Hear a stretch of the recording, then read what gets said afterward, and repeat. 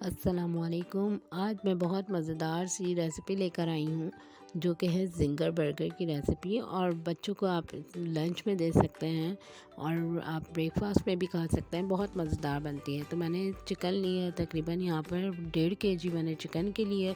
तो उसमें मैंने ऐड किया है ब्लैक पेपर, मैंने लिए है 1 टेबल स्पून, लहसुन पेस्ट 1 टेबल स्पून, सिरका मैंने इसमें डाला है 1 टेबल स्पून। इसमें ऐड करके इसको मैं अच्छी तरह से अब मैं इसे मिक्स कर लूँगी।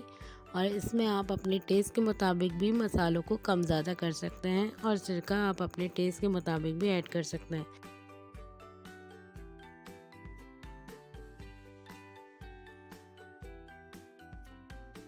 इसके मैंने बड़े बड़े पीस लेके इसको बीच में से कट भी लगा लिया था। और ये देखिए मैंने इसको मैरिनेट करने रख दिया था। मैरिनेट करने मैंने तकरीबन रखा है, मैंने 4 से 5 घंटे आराम से मैंने इसे मैरिनेट करने रख दिया था ताकि इसमें जूस अंदर तक चला जाए और बहुत अच्छे से टेस्ट आ जाए।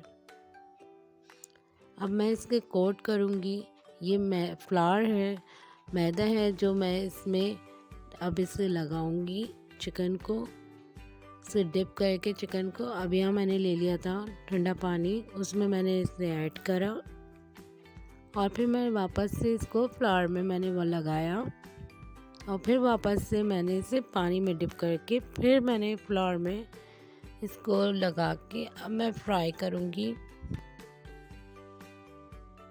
इस तरह से मैंने हल्की आंच पे मैंने फ्राई करने रखा है।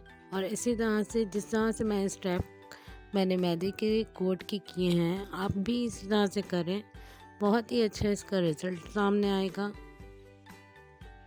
ये देखें कितना अच्छा फ्राई हुआ है। अब मैं इसको पलट लूँगी। देखें कितना प्यारा कलर आ रहा है और कितना अच्छा बाज़ार जैसा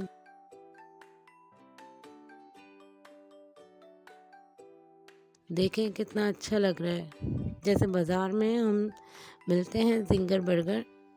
अब मैंने यहाँ बन ले लिया था, उस पर मेयोनीज़ लगाई, केचप लगाई और इसमें मैंने ज़िंगर बर्गर का पीस ऐड रखा और उस पर आप चाहे केचप और लगा लें। ये देखें कितना मज़ेदार बेहतरीन सा हमारा ज़िंगर बर्गर रेडी हो गया है। फ्राइज़ के साथ आप इसे सर्व करें। उम्मीद करती हूँ मेरी आज की रेसिपी आपको पसंद आई होगी। फीडबैक में बताइएगा कैसी लगी मेरी रेसिपी।